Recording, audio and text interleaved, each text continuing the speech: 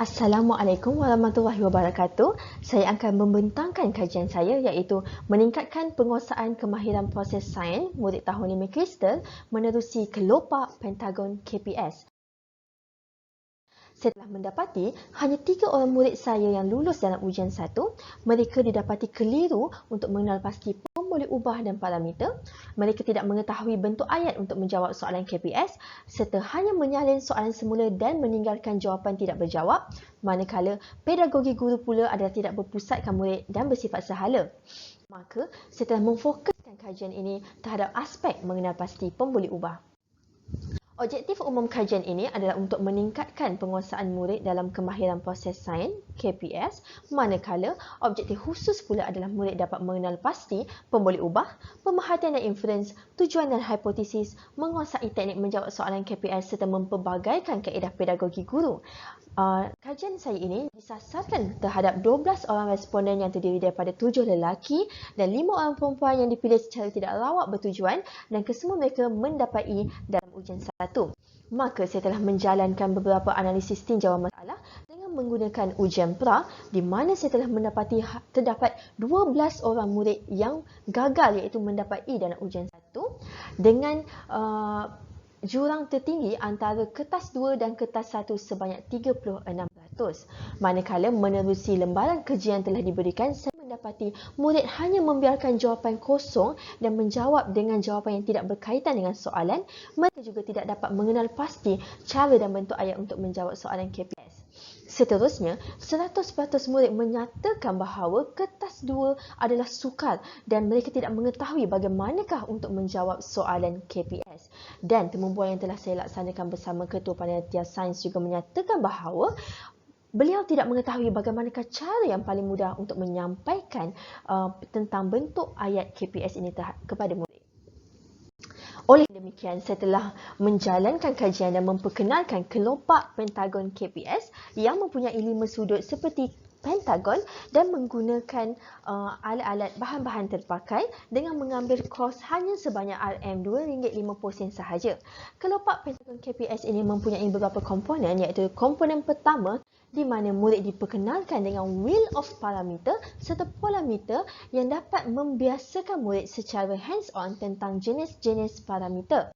Dan saya telah menggunakan analogi lampu isyarat kepada murid agar mereka lebih mudah untuk mengingati jenis-jenis pemboleh ubah, iaitu simbol berwarna merah yang menunjukkan pemboleh ubah dimalarkan iaitu tetap, simbol berwarna kuning menunjukkan pemboleh ubah dimanipulasi iaitu tidak sama dan diubah, manakala simbol berwarna hijau yang menunjukkan pemboleh ubah bergerak balas iaitu boleh diukur dan diperhatikan. Maka, murid hanya perlu menyenaraikan objek yang terlibat berserta ciri sahaja serta boleh mengenal pasti parameter yang boleh dirujuk daripada wheel of parameter. Ini adalah contohnya.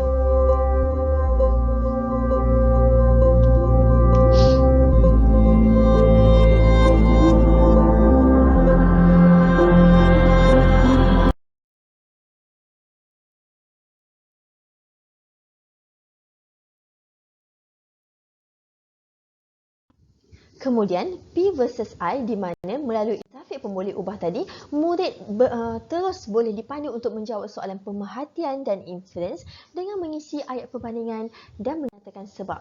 Kemudian komponen ketiga adalah the seek windows yang telah saya kongsikan di dalam channel YouTube Tube serta Cikgu Tube dan PPD Kota Baru, iaitu murid menggunakan 6 tertingkap untuk menjawab soalan tujuan iaitu UMHA untuk mengkaji hubungan antara PM dan PB, dan tertingkap untuk menjawab hipotesis iaitu SPM-SPB.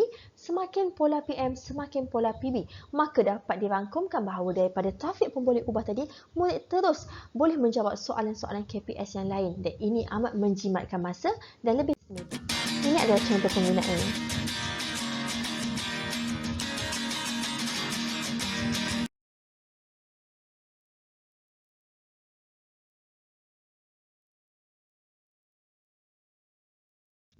Seterusnya, bila pentagon anda setelah berkongsikan template bersama murid-murid dan ibu bapa, maka mereka boleh membina pentagon sendiri di rumah, dan ibu bapa terbimbing dan berpandu untuk mengajar anak-anak mereka di rumah.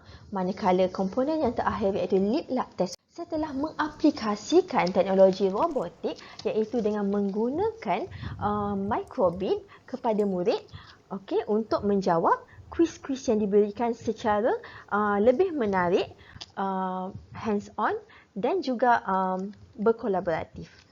Maka murid akan lebih teruja dan gembira untuk menjawab soalan-soalan kuis berkaitan KPS yang diberi.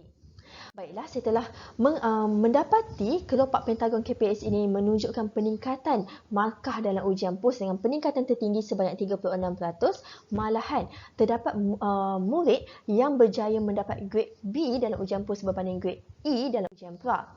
Seterusnya, murid juga dapat menjawab soalan dalam kertas 2 dengan lebih bersih semasa berdasarkan kaedah metode susunan.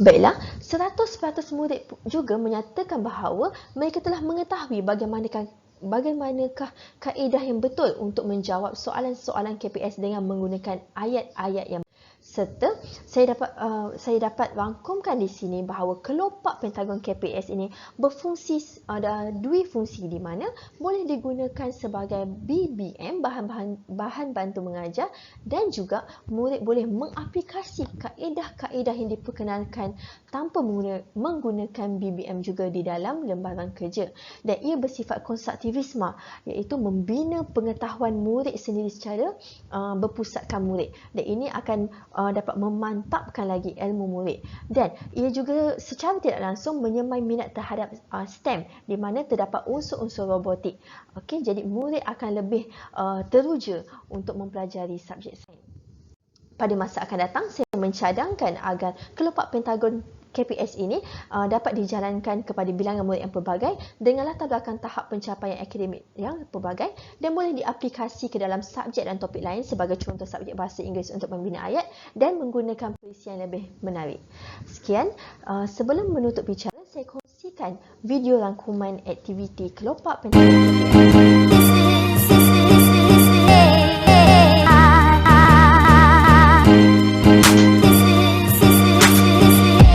Sekian, terima kasih.